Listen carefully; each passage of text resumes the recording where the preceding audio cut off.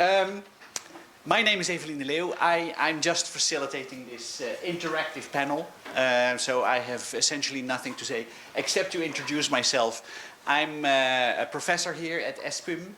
I am in charge of the Chaire d'Excellence de Recherche Canada in One Urban Health, which looks at the governance of ecological and human health in urban environments. And I arrived here from Australia. So I'm very happy to speak English because that's only my third language. If I would have to do it in French, that would be my sixth language. I will hand over to our lovely panelists who are going to do a little presentation up front here. The rest of us will be around here. And then it is an interactive conference, so make notes, start thinking, and prepare your questions or your mysteries after the presentations. Sara, you're first. No. But Gonzalo said. Okay, so I'm facilitating perfectly well here. Gonzalo. I want to thank Malik and his team for inviting us to present our work. One disclaimer, I don't know anything about food. I'm learning a lot and I'm very interested in learning more. But I have had the privilege of leading a project with real experts on food, such as Sara, Miriam, and many others, and Benjamin. And I have had the pleasure of leading this project for 4 years. And what we have organized for you guys today is a small presentation of what we have done with our partners in Latin America and with real experts on the ground and with local leaders in, as you will see, a few countries in Latin America. So thank you very much for this invitation. And now I hand the microphone to Benjamin to introduce the project. Hello everybody. Je suis Benjamin Herazo. Je travaille comme conseiller en recherche à l'école d'architecture de l'Université de Montréal ici. And today we are going to present this project that calls SUSTENTO. It's a project that we have been working for 4 years in Latin America. Well, we all know. Thank you. Well, we all know that the pandemic, crisis, and disaster, among other events, have amplified existing poverty, inequality, and food insecurity, particularly affecting informal settlements. These communities, yes, already marginalized, have experienced exacerbated structural vulnerabilities, particularly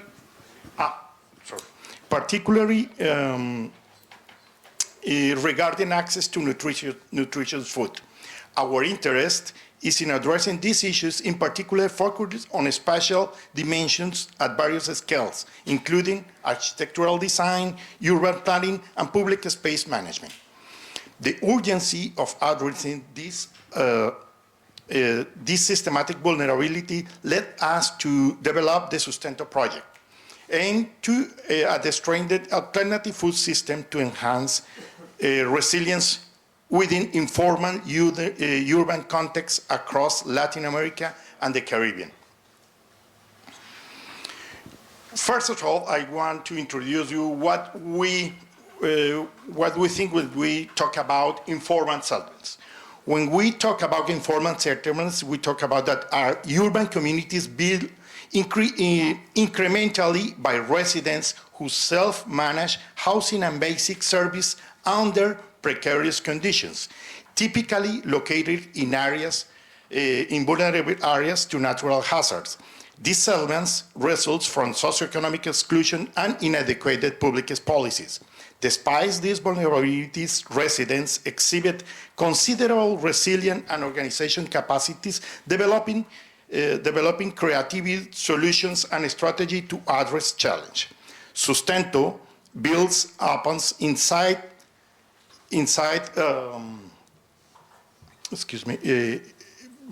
vulnerability inside, SUSTENTO inside, and leading from our previous project, ADAPTO, which focuses on developing resilience strategies in informal urban areas impacted by the climate change. ADAPTO, our previous project, highlight the importance of local agency and participatory methodologies. It is demonstrated clearly that sustainable resilience buildings comes from co-created knowledge and solutions from community members themselves, thus laying the groundwork for Sustento's methodological approach. Talking about the methodological approach, our theoretical framework positions vulnerability in informal settlements as resulting from complex interactions among social environment and structural factors. Structural roots causes includes inequalities, exclusion, and injustices. These roots causes amplify the impacts of climate-related triggers such as floods, storms, and droughts, resulting in several socioeconomic and cultural consequences, including poverty, food insecurity, and social isolations. At the heart of this framework, like the community's inherent strengths, such as local knowledge, leadership, and social cohesion, which Sustento aims to leverage to create resilient food systems. With this foundation, the Sustento primary objective has to be to bolster the resilience of alternative food systems within informal settlements. Our project aims to empower communities, forest autonomy in local food productions and distributions, and strengthen community networks through collaborative action research methods. The Sustento focuses on multiple locations in Latin America, in Bogotá, in Valdivia, in Cali, in Quito, Cienfuegos in Cuba, and Concepción in Chile.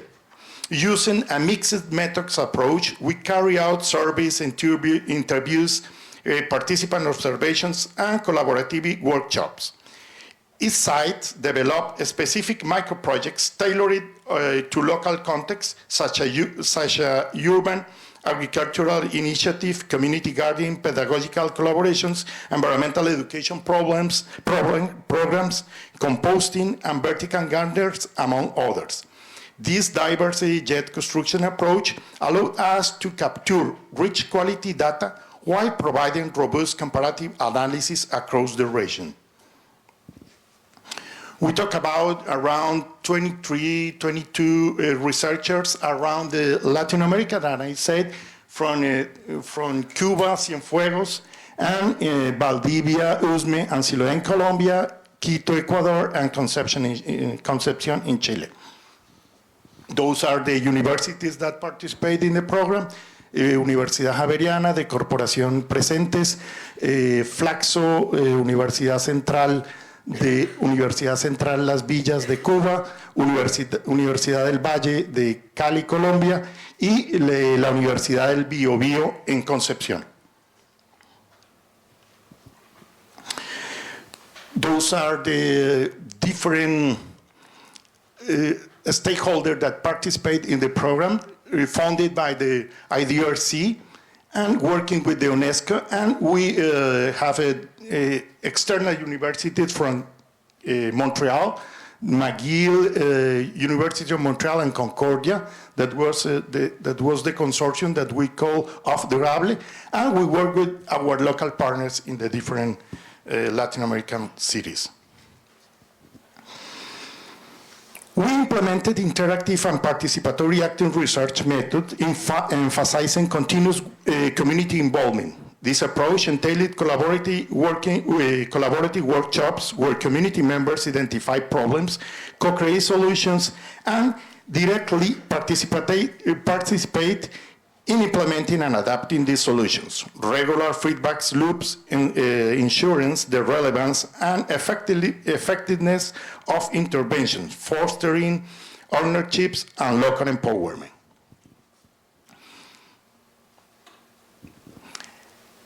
Those initiatives that we work on, the 20 initiatives that we work in the different places, we call that artifacts. Artifacts for us means that These artifacts of disaster risk reduction in informal settlements are a critical outcome of our action research methodology in what we call artifacts. These artifacts are both tangible and intangible community-generated solutions aimed at reducing disaster risk and improving food security. Examples include urban gardens, community kitchens, rainwater harvesting system, and organizational tools that enhance social cohesion and collective actions. These artifacts serve not only to practical purpose, but also as symbolic mediations of local knowledge, community resilience, and empowerment in facing social and environmental challenge. These artifacts highlight the dynamic interplay between individual actions and collective community efforts, setting the stage for a deeper theoretical exploration. To understand further the motivation behind the community-driven actions as well as theoretical frameworks around resistance and accessibility, I will invite now Sara to continue with the insight presentation.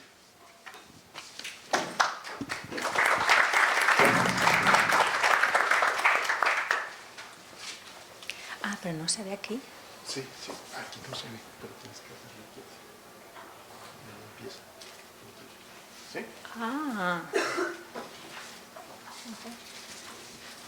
Good morning. I'm Sara. I'm an environmental social scientist from Ecuador, and my part of the talk will focus on the theoretical framework of the project. But before that, well, these informal settlements, while they are very vulnerable to risk, they are also like the places where alternatives also emerge. In this case, what we call alternative food systems or bottom-up food initiatives. And especially the women are the ones who are leading these initiatives. So, our conceptualization about alternative food systems is, I mean, we understand them as living assemblages between human and not human actors that are continually shaped and reshaped by the interactions of those ones that make them up. So this image, you can see an urban or peri-urban food network. You can see the community or the residents that participate, but also you need to understand the NGOs that are also part of the network. FLACSO as academics as well, but also non-human agents as the space, the land, the water that it's needed in order to cultivate, in this case, gardens.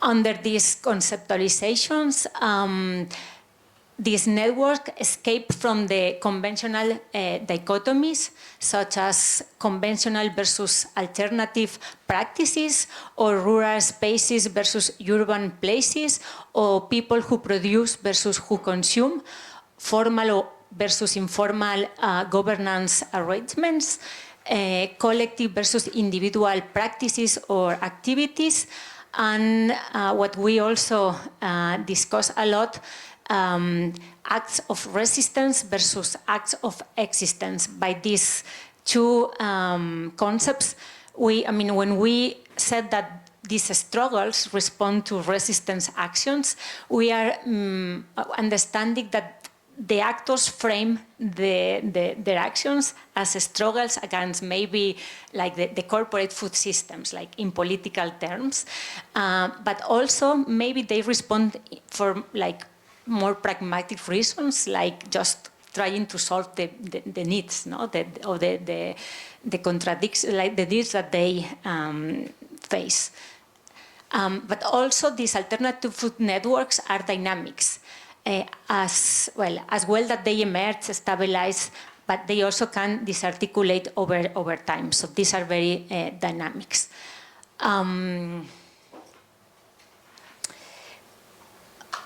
Okay, in order to characterize the alternative food networks, it's important to understand who participates, where they operate, how they function, why do they emerge, what are the outcomes in social, environmental, and individual and collective well-being. But also with materialities, in this case the artifacts that Benjamin was telling, but also the new subjectivities that emerge among humans, but also between humans and non-humans. I will illustrate this theoretical framework with a case from Ecuador. It's called 60 y Piquito. It's 60 years old and more. It's managed by elders. But before explaining this case in detail, well, this is the network. I will play a small video of the real case so you can grasp like the real characters and actors of this initiative. Había gente que no tenía para nada, les ayudábamos con tablitas y así. Entonces una compañera que se hizo unas paredes de chamba, o sea, sacaba cuadritos de la tierra y le hizo paredes. Y encima tenía un plástico así. O sea, la gente se dio los modos, el requisito era venir a vivir aquí. Desde hoy les vamos a llamar mitos pobres porque vamos a luchar.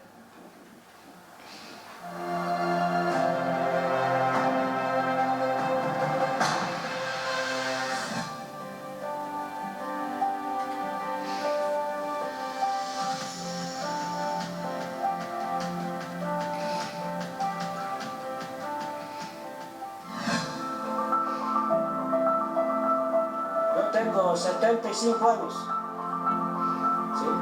Entonces creo que ya sí pertenezco a 60 años muy pequeños, claro.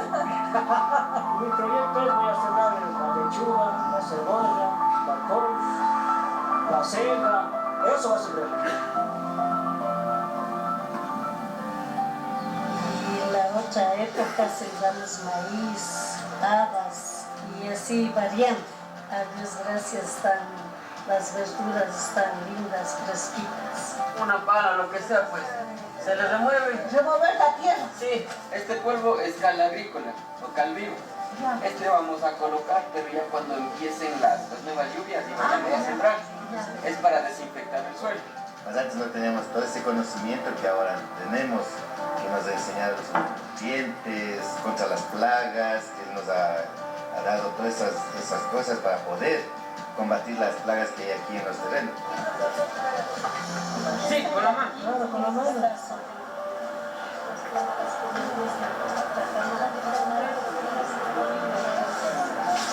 Cuando uno está recluido en la casa, se sube al huerto y tú ya conversas con las plantas, ya raspas por un lado, otro lado, conversas con ellas y cuando menos se acuerdan tú te sientes liberada de todos los problemas que has tenido.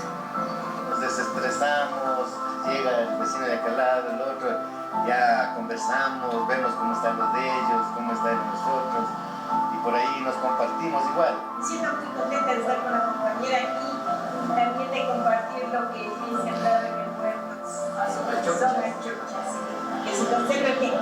El hecho de estar aquí en la naturaleza es maravilloso, porque nosotros sabemos que en las casas es todo pavimento, todo encerrado, nos ha ayudado para estar más alegres, contentos. Al comerse una lechuga y aquí es más satisfactoria que cuando vaya y compra, ¿no? Porque como que se siente solo una cáscara, algo así. Y cuando se lleva de aquí las cosas es más rica, se le siente más rica. ¿Será porque nosotros nos cultivamos también?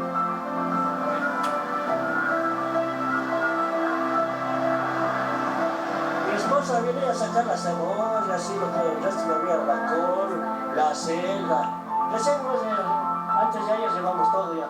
Entonces eso es lo que pasa de mi paso, doctora. Sí, pues ya como ya vienen las ramitas, ya me voy a descansar. Sí, desde las 6 de la mañana estoy aquí. Claro, gracias, ¿no?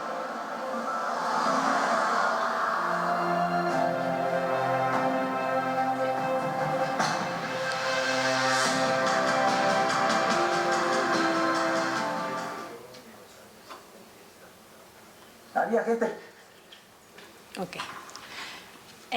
So, I mean, you can see in the video that the key participants or the leaders are elder people, especially women from a low-income neighborhood. So in this network we have, and you can see that the gardeners are, well, I will explain this later, sorry. I just want to show that you have the residents, but as well, like us as academics, this was part of the, like, one of our students was the one who helped or trained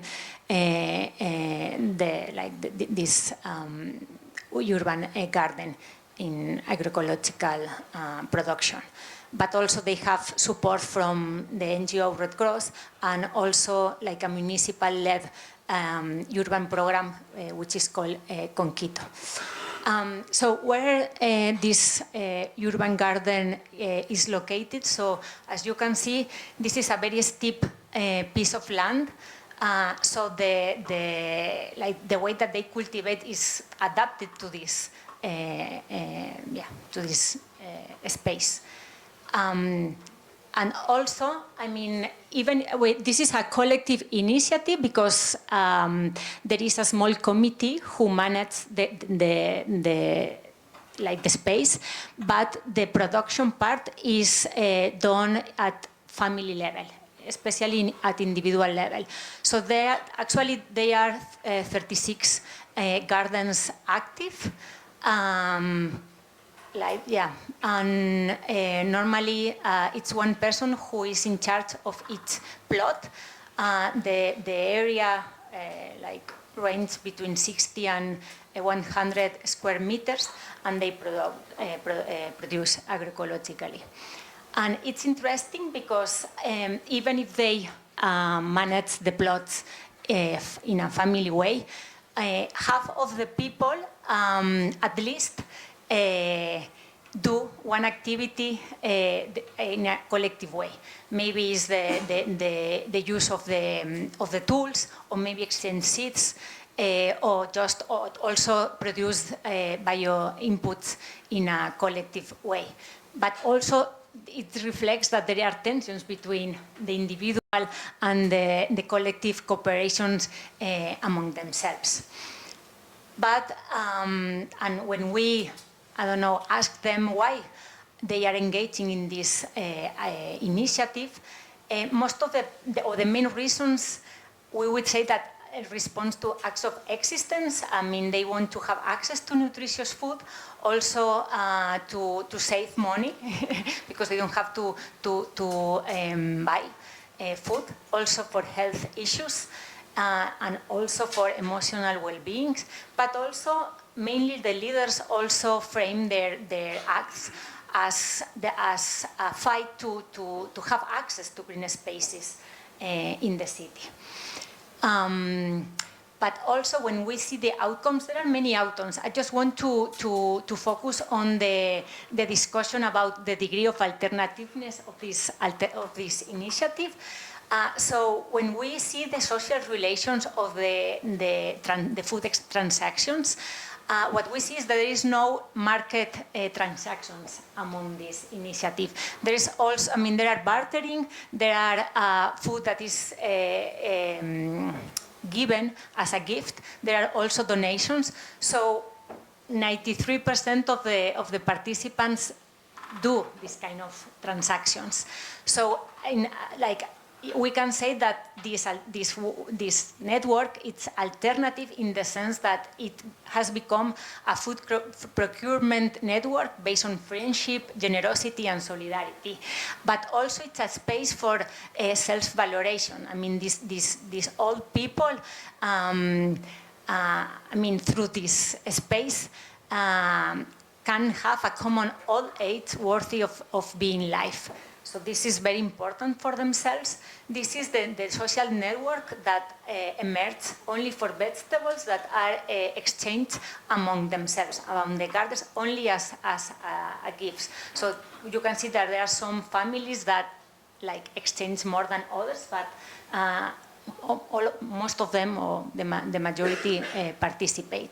So finally, when we see like the new materialities, we can see that now they have an urban garden, but also, like, I mean, as you see in the testimonies, you have like subjectives in common. I mean, when they talk about that, they talk with the crops, and the new, like, to be in common, like a subjectivity has emerged, not only between themselves, like neighbors, but also with, in this case, with the plants, which is a very important outcome as well.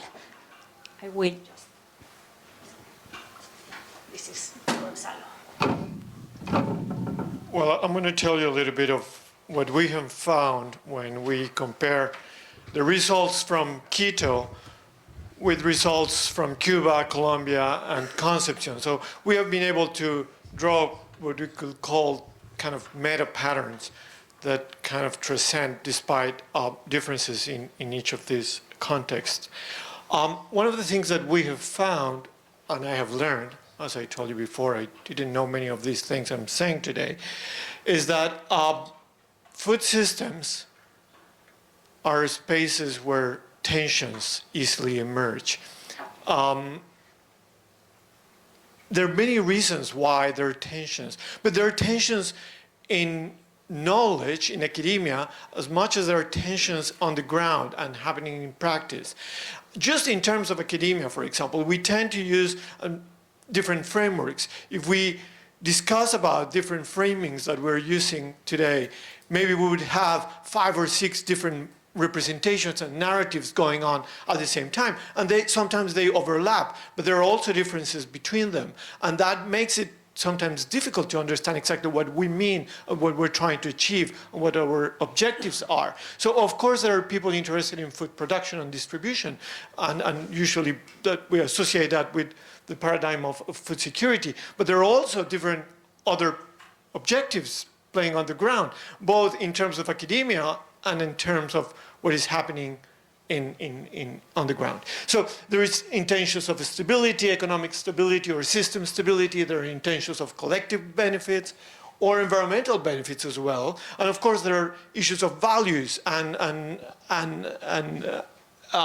ideals, social ideals that we're trying to mobilize as well. So we could see them as different vectors that eventually sometimes overlap, but also create tensions on what people really want to achieve. And that's something we have found very often in the different projects we've done. So if we were able to put together all these different framings in considering there's similarities, but also there are differences, we'll see that not everybody are talking about the same thing, and not everybody is doing or engaging in alternative food systems for the same reasons.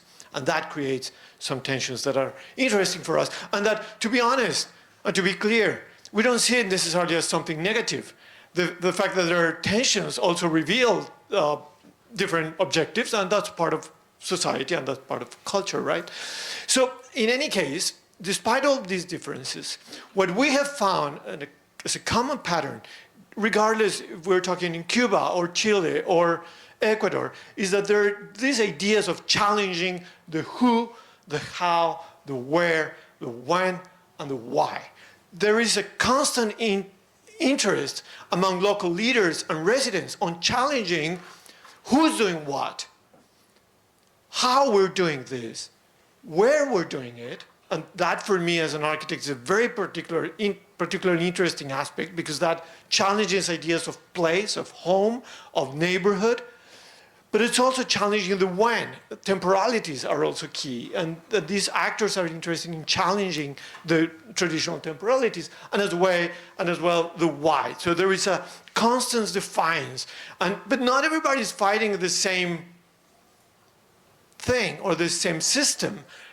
Actors are fighting and have different acts of resistance in the face of different conditions.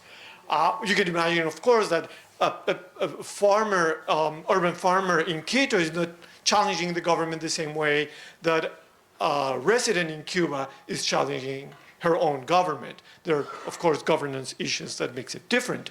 But despite of that, what we have found is that people engage in alternative food systems for several motivations, and many of them have nothing to do with food, or very little to do with food. In many cases, it's about socialization, as this woman said in the video, oh, we come here and we feel relief. And it's kind of a psychological therapy for her to go and practice some urban agriculture. But there is also environmental protection. There's others that are interested in crime reduction. That is particularly critical in Colombia, for example, where women find a secure space where they can be among women and maybe be away from crime and violence that happens either at home or in the streets.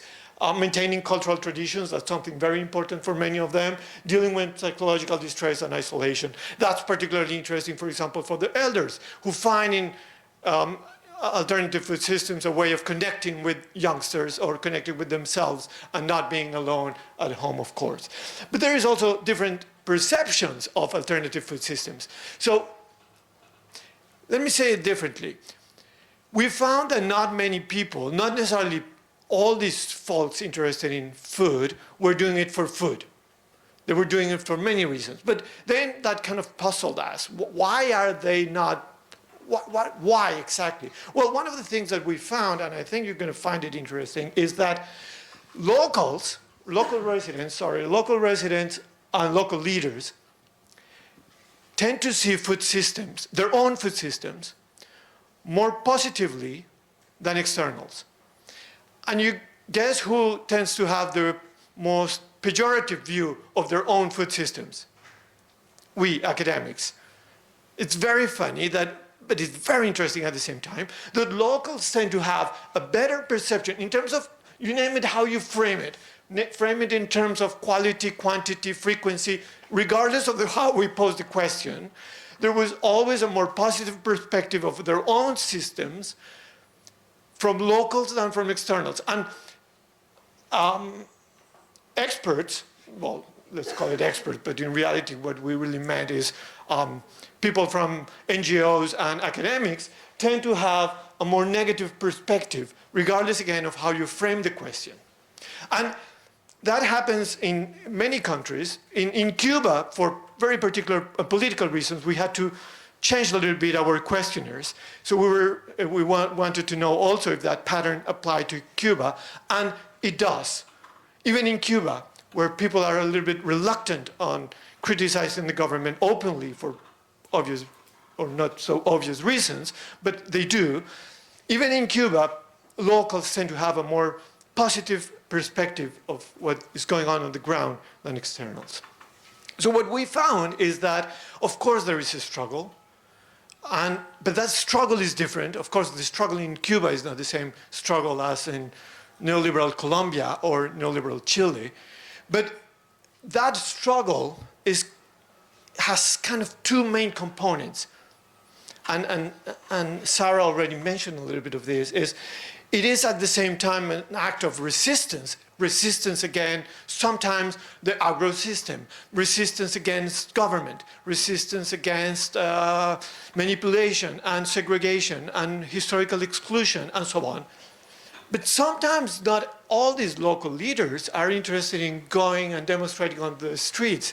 Sometimes they're doing this in a more individual, internal, reflective way that Miriam calls collective acts of resistance. And I love that because it's not only, this is the resistance part, the collective acts of resistance, but what Miriam would call the individual acts of existence. And I find this fascinating because it's kind of two components of the same thing. On the one side, there is something about collectively challenging the system, but it's also sometimes very pragmatic. Sometimes it's about, as Sara was saying, dealing with food for tomorrow, or reflecting on how I want my family to eat, or reflecting on who I am as a citizen, or what type of relationship I want with my territory. And sometimes it not necessarily has to do with fighting the big Goliath as a small David. Sometimes it's just reflecting on my own personal experience and redefining my existence from very pragmatic acts on daily life. So it's way more complicated than sometimes we tend to think about these systems. In conclusions, local food production helps to reduce risk. That's something we hypothesized in the beginning, but not necessarily for the reasons we thought. Not necessarily because people are going to have more food in terms of a new pandemic, or not necessarily because they are systematically eating better, but sometimes because their food systems help create the networks, the connections, the dialogues, the narratives that eventually help these folks face new hazards, even those challenged or enhanced by climate change. Basing urban agriculture programs on food security or climate adaptation per se would be therefore naive. We cannot think that we're going to solve these problems just by doing that, at least not in a very direct way as we initially thought. Urban agriculture programs must address those tensions because those tensions are part of how they operate and how they work. And those spaces do create these artifacts, as Benjamin was saying, but these artifacts are constantly negotiated because there are differences between people. They have to be constantly negotiated. Sometimes they work, others disappear. Some of the artifacts we funded and supported have already disappeared because tensions were too high or because people lost interest or because of many other reasons. So these are spaces where decisions are negotiated, where narratives are negotiated, where resources are negotiated, and where space is negotiated. As you can imagine, in an informal settlement in Quito, space is a very rare commodity. So, and that space is it's a competition. There is a constant competition for the use of that space. So having a garden is in competition with other uses that space could have. So it has to be negotiated. Stabilizing those systems is therefore difficult. I would say almost impossible. Like, they're never fully stabilized. There are always negotiations and discussions, and it's like a very dynamic, as Sara said, a very dynamic, constantly dynamic system. But in that negotiation, some ingredients are key. Trust, legitimacy, emotions are key, and governance. Emotions are very important. These local leaders, these activists on the ground, they're working, the main resource they have is emotions, and they will use those emotions in a constant way to negotiate and achieve their objectives and discuss them with other stakeholders. This means that more research is needed. We need to keep doing this, I guess. We need to keep explaining those differences. We need to keep finding patterns, but also explaining the differences. Of course, ideas, narratives, and frameworks overlap, and that's why we are all here, because there is something we have in common, but that doesn't mean that we fully agree on all the aspects of our objectives or means or interests or values and so on. So we need to keep digging on what is exactly what I'm trying to say and how is that different at the same time similar to what another person is saying. Those new frameworks must therefore embrace that complexity. We cannot simplify it. And you can imagine in my field, which is urban planning and architecture, there tends to be an oversimplification of things related with urban agriculture. Oh, we're going to put a garden and it's going to work fine. Or we're just going to leave enough space and somehow it will emerge spontaneously. Well, I'm telling now urban planners and my colleagues, well, it doesn't happen that way. Just don't think about it that way because it's not going to work. It's way more complex than that. And not because you just simply design it in your plan is going to work in that way. So it is necessary to align policy and implementation. In most of the places we're working, to be honest, policy is fine. There are things to improve, but policy is there. The problem is implementation. The policy is relatively good. There are relatively good policy on food security in Ecuador, in Colombia, in Cuba, and in Chile. The problem is that it's not being implemented because people are not understanding that legitimacy, trust, conflicts, tensions are part of the equation. So politicians, NGOs are oversimplifying the problem, trying to implement it faster, but not necessarily embracing the complexity that it requires. And we shouldn't forget that there are these two ingredients of local agency: a collective act of resistance, but also a very individual and sometimes reflective and personal acts of existence, where people reposition themselves while at the same time trying to challenge the system. Thank you very much. That's what we have found.